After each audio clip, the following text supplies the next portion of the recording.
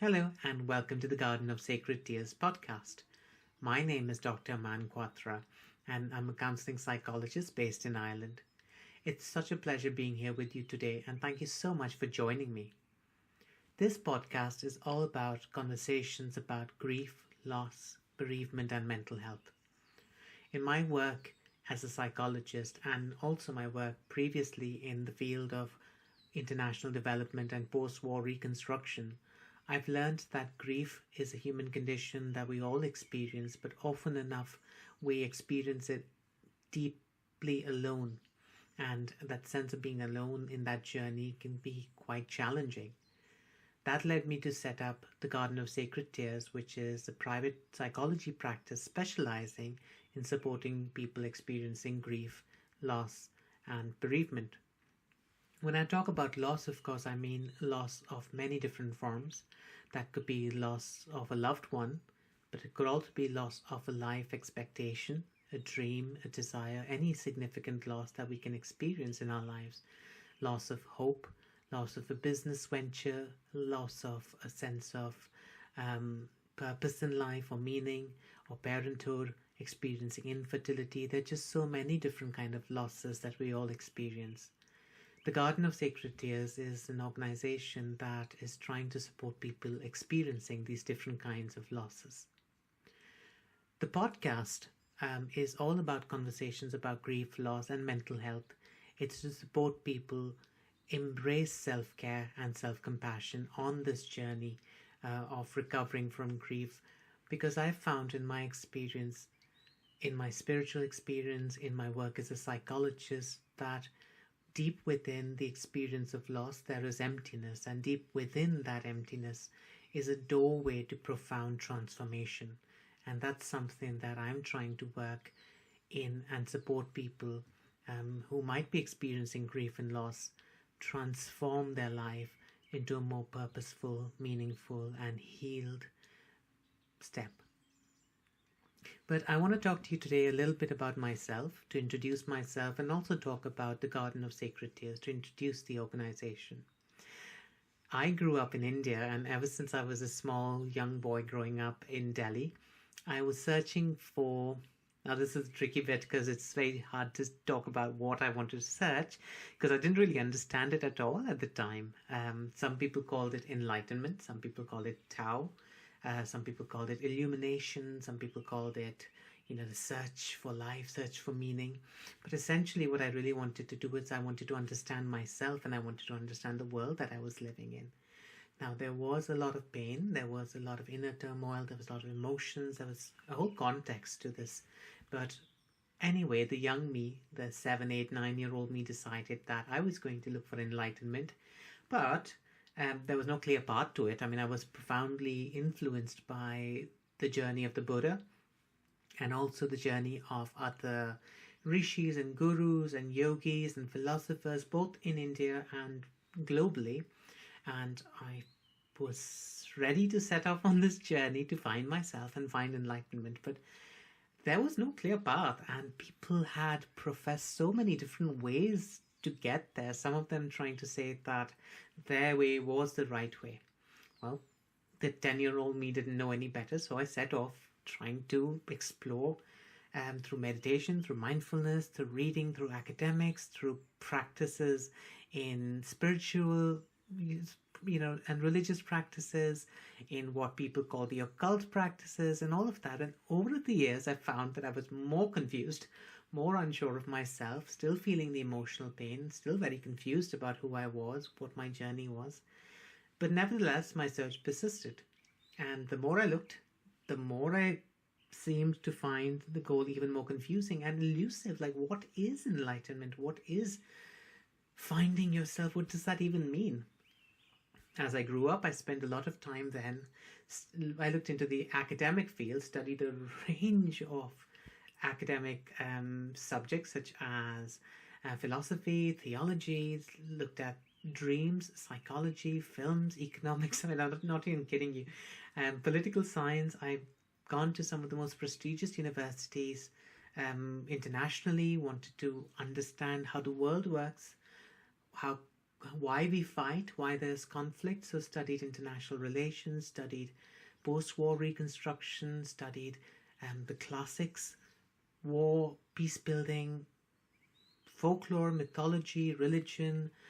There's just so much that I thought I needed to understand. But here's the thing, the more I looked, the more elusive things seemed. And even though I gained knowledge in terms of helping me have intelligent action and conversations, true inner wisdom still seemed to evade me. It was elusive. The more I tried finding out, the more I kind of realized how little I knew about the world and about people and about suffering and about grief and conflict. And I was left exactly where I had started, just being unsure of myself, very unclear, very unsure about the next steps to take. I went into filmmaking and decided I wanted to make films on political subjects, historical subjects. But again, because I didn't realize anything about the world and nothing could make sense on why things are the way they are, I eventually decided that I was going to study international relations and conflict. And I did that for a few years. Then I worked a little while in policy and diplomacy. But then I realized that I didn't want to work at a policy level or a research level. I wanted to work therapeutically with people. And that's when in 2015 I decided to convert to psychology, and I went to the University of St Andrews in Scotland, a beautiful place, beautiful university, and did my conversion in psychology, which then led me to Trinity College in Dublin to do my doctorate in counselling psychology. And over the next 5 years, between 2015 and 2020, I worked really hard to become a fully qualified counselling psychologist. And during those years, I spent a lot of time in, taking therapy myself as part of the training process, but also to kind of dive into the abyss of my own psyche and learn to deconstruct all the different identities that had been built up over the years, some by my own experiences, some other labels put on me and things that I believed, other people's not always positive, whether it was bullies in school or not very kind teachers or adults in my life, but also some nice ones who created an identity around who I was. But it was really about deconstructing that and then reconstructing that identity to remove the remove what was constricting my growth and reconstruct pathways that allowed me to reconnect with myself and find myself, to kind of free myself from, I like to say, the golden shackles of my own making, and to confront key existential issues like death and grief and suffering and meaning and isolation and responsibility. We really looked into these processes. I learned so much from my clients. I worked in different psychological institutions, worked with adults, children. I worked in the prison service, worked in corporate psychology, and I learned so much from people. Having those conversations, listening to them, processing that experience and relating it to my own as well taught me so much. Over the next few years, I found that I was able to gradually begin letting go of this need to find myself and look for something, as if something was actually outside of me that I was looking, and I simply dropped my search to find myself. And that's when something extraordinary happened. Now, this is where it gets difficult to actually talk about it and put it in words, but I'm going to try expressing myself here that one morning just before dawn in August of 2022, after many nights of dark and strange dreams, an unexpected sense of awakening came. Now, this is where it gets tricky to actually talk about this and express it in words, because it's actually something that I find is quite indescribable. It's like the experience of love. No matter how I try to put it in words, in a theoretical way, in an academic way, in describing it, you will not experience what I mean by love. Similarly, it's like telling somebody the seawater is salty. What does that knowledge actually provide you? I mean, you can understand that intellectually, but it doesn't give you the experience of it. It's only in actually going to the sea and tasting the water for yourself that you can realize, oh, this is it. That's what the experience of awakening, if I may say so, is as well. You have to experience that. But anyway, I'll try continuing speaking in words for the moment. A few days after this experience, I wrote a small paragraph on my old blog, on my old website, in a very naive attempt to describe this new experience. And reading the words again, just for this podcast, I was laughing earlier at my childish attempt to describe what actually is indescribable, but I still want to reproduce it here exactly as I wrote it back in August 2022, and share that with you. So I wrote, and it goes like, it's only quite recent that I've become aware that I am and that I am not. For long, I've been looking for myself without knowing what it is that I've been looking for. Often, still, it's only when the writer is in stillness in thought, in body, in contemplation, in feeling that a momentary glimpse of what I am is witnessed. The writer doesn't yet have the words to describe that which is beyond the eye. It is a witness in stillness, a mind looking at itself, perhaps not quite clearly yet, but as if though patiently waiting for the ripples in the water to still, so that the reflection becomes true. These ripples are the rise and fall of thoughts, feelings, sensations, desires, hope, dreams, lust, fantasies, emotions, judgment, and so much other that hides away the clarity. These ripples rise within me and they fall within me. Sometimes they are me, yet the writer can't let go of them anymore because there's nothing to hold anymore. But sometimes they still hold me. Then the writer notices them and they go back to from where they came. I was once looking for myself. There is now one that is looking at oneself. 25th of August 2022. Oh, it still makes me laugh because anyway, over the next few months, more of those remaining clouds kind of lifted, and it became a lot more clear, the experience. And then I wrote in January of 2023 the following lines. I'll read you exactly. Again, words don't describe it. Think of this like the moth chasing a flame. I can dance with words around the light, but I'm really trying to point you to the light, and that's what's important. Don't get lost with my words. But anyway, I wrote in January 2023, there is emptiness. The residual self is learning to undivide, returning all to emptiness. Not perhaps in truth, but unable to find any other way to describe this at the moment.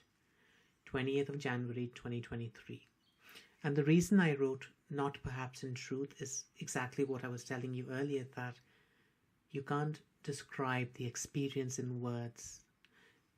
If I was to tell you about the moon and moonlight and what it looks like and how calming it is and how cool it is and how beautiful it is, it would make no difference at a theoretical level, at the level of words.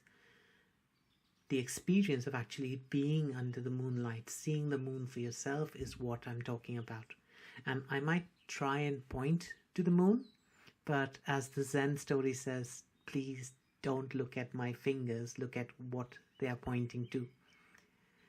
But anyway, strangely, it's because of the nature of this awakening that I also realized the profound importance of working with death, grief, and loss as doorways to transformation, and perhaps also as a monumental step needed in this world for healing.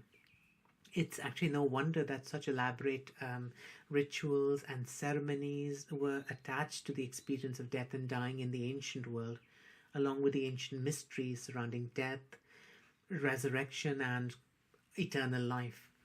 But these realizations also guided me in the next steps of my journey, which was to specialize and work towards supporting people experiencing bereavement, grief, and loss. And as I said earlier, loss can mean many things.